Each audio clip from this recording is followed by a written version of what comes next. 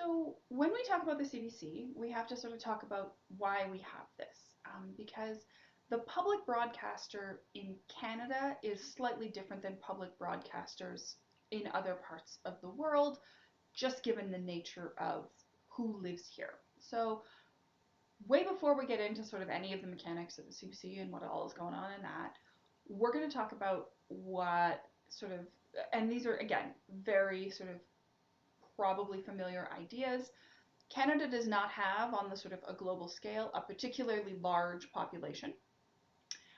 And Canada has a very low population density. So there are a lot of Canadians who live really far apart from each other. And the places where the population density in Canada is the highest are really, really close to the US border.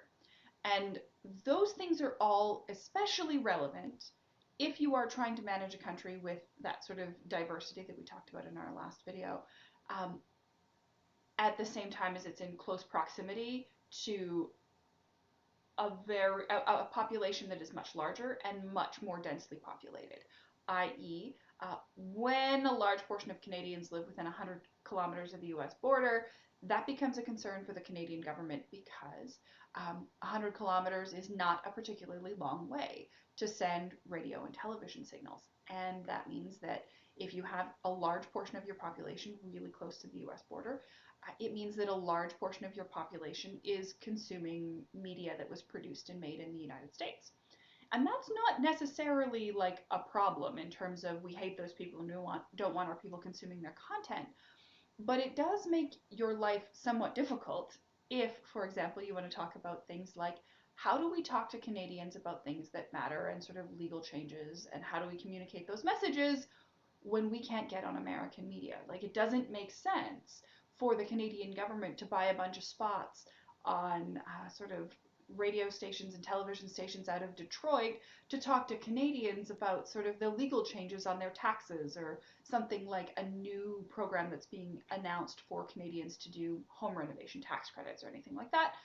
Because if you buy it on the television station in Detroit, you're going to also be broadcasting to a whole lot of Americans, which is not what you need to do, and it's not relevant. That's part of the sort of impetus for creating the CBC, is the lack of really viable Canadian radio stations early on. We will talk television later, but sort of early on, this is about radio because that's how people were consuming their news. And that's sort of part of the challenge, is that the private sector didn't see a need to create explicitly Canadian radio stations. It was easier and cheaper to simply rebroadcast programming produced either in Britain in some cases or in the United States, or in the case of stuff really close to the border, just build bigger radio towers and send the signal into Canada as well. There was not really a lot of incentive to create Canadian news and to sort of focus on Canadian issues and sort of Canadian conversations about that. And when people did try to create that kind of private radio station, they tended to fall into American hands relatively quickly. They didn't tend to become particularly economically viable. That's also really important because of that geographically dispersed population, because it means that you're likely to get news coverage and radio coverage of some description if you live relatively close to the US border. But what if you're up in Peace River? What if you're up in all of those relatively remote places that the government of Canada has been sending settlers to for a long time in a bid to attempt to create sort of an agricultural economy in those spaces? The population density in those places isn't high enough to justify radio transmission at all. So there were large portions of the country sort of very early on that didn't have news service at all, barring sort of paper newspapers and stuff like that, which take a lot longer to get there. So there's that kind of challenge, as well as the challenge of not getting sort of Canadian content. There's a lot of stuff we could talk about in terms of Canadian content regulations, but we're not necessarily going to do that. The setup of the CBC, like the setup of sort of radio broadcasting, becomes possible sort of round about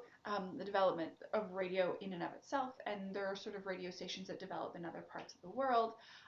Initially, the idea was that the Canadian National Railways would do that, so that this was sort of part of their contract and their sort of requirement about building rail lines across the country, for which they were given a whole lot of land and a whole bunch of like special rights to access land, so that one farmer couldn't hold up the entire national railway by refusing to let someone build things across his field, that kind of thing. And one of the sort of trade-offs for that was that the Canadian National Railway was supposed to do national radio programming sort of across the country, because the railways absolutely needed things like radio signaling, because it made it possible to do things like run trains over long distances and signal, hey, I'm getting close to this point and this is where I am, or I'm slowing down because of snow, or any number of other those things, because it's a really bad idea to have trains hitting each other on tracks, basically. So radio makes the signaling kind of important.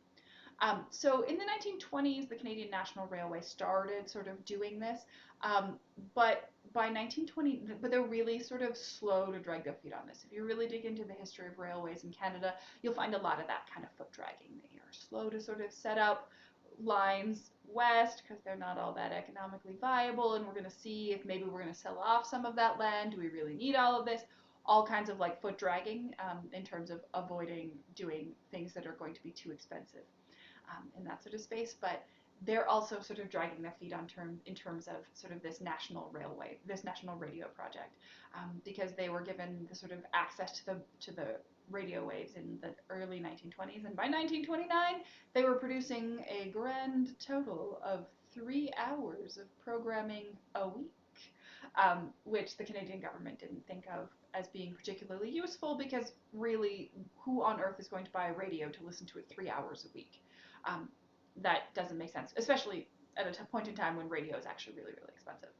So there's that kind of piece, and that means that the Canadian government establishes the CBC, the Canadian Broadcasting Company, in 1936 to sort of meet those needs and to sort of build that.